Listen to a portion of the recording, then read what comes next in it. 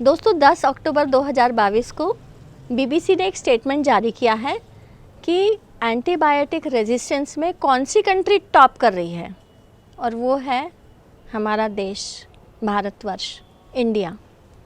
सबसे पहले समझे कि एंटीबायोटिक रेजिस्टेंस होता क्या है। जब किसी मनुष्य के शरीर में बीमारी के कीटाणु होते हैं और हम उसको एंटीबायोटिक देते हैं तो वो कीटाणु इतने स्ट्रांग है कि वो एंटीबायोटिक को ही हरा देते हैं, निष्क्रिय कर देते हैं, तो इलाज हो ही नहीं पाता, और इसको कहते हैं एंटीबायोटिक रेजिस्टेंस। तो हम कहानी शुरू से चालू करते हैं।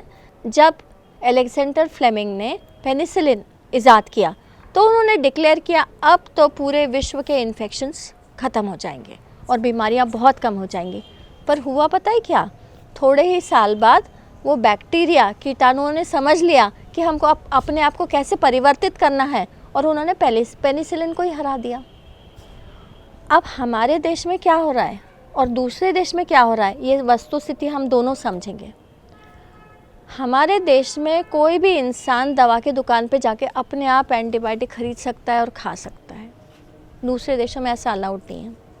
हमारे देश में दवाई की दुकान वाला ही सजेस्ट कर देता है ये वाला एंटीबायोटिक ले लो, वो खुद ही बेच सकता है। दूसरे देशों में ऐसा अलाउड नहीं है। दूसरे देशों में एक भी एंटीबायोटिक की गोली एक्स्ट्रा नहीं मिल सकती प्रिस्क्रिप्शन के बिना। तीसरा, हमारे देश में जिन्होंने एलोपैथी नहीं पढ़ा है वो डॉक्टर्स भी एंटीबायोटिक्स प्रिस्क्राइब कर रहे हैं, तो नेचुरली गलतियां हो रही हैं, और वो गलतियां जब होती हैं तो बैक्टीरिया को मौका मिल जाता है अपने आप को परिवर्तित करने में, और वो एंटीबायोटिक से ज़्यादा सुपर हीरो बन जाता है और एंटीबायोटिक रेजिस्टेंस आ जाता है। अब हम सबसे पहले ये समझते हैं कि किन किन स्थितियों में हमें एंटीबायोटिक की बिल्कुल ज़रूरत नहीं है, तो हमें एलोपैथिक डॉक्टर से भी जिद्दी नहीं करना है कि इसमें हमको एंटीबायोटिक दीजिए, जो कर रहे हैं आज पेशेंट्स।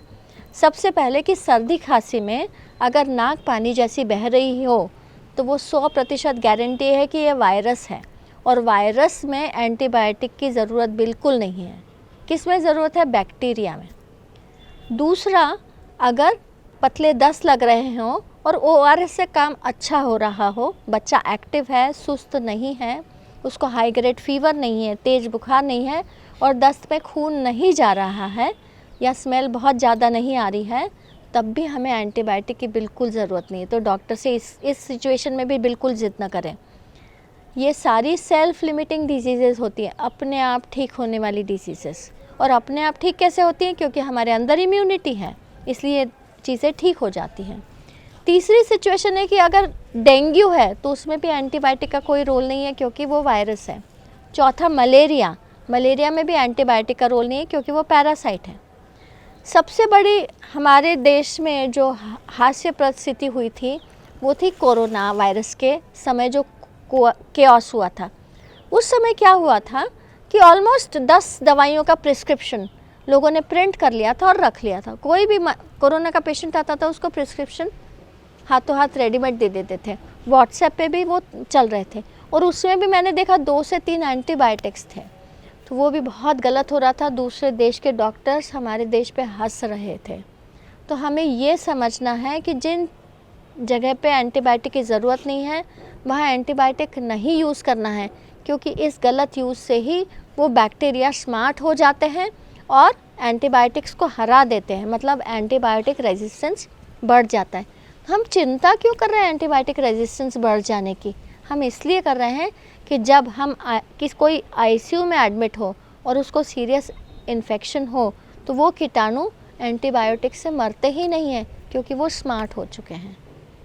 तो आप समझ गए, हमको बिना मतलब गलत जगह पे अपने आप से दवाई की दुकान से ख़रीद के एंटीबायोटिक इस्तेमाल नहीं करना है। धन्यवाद।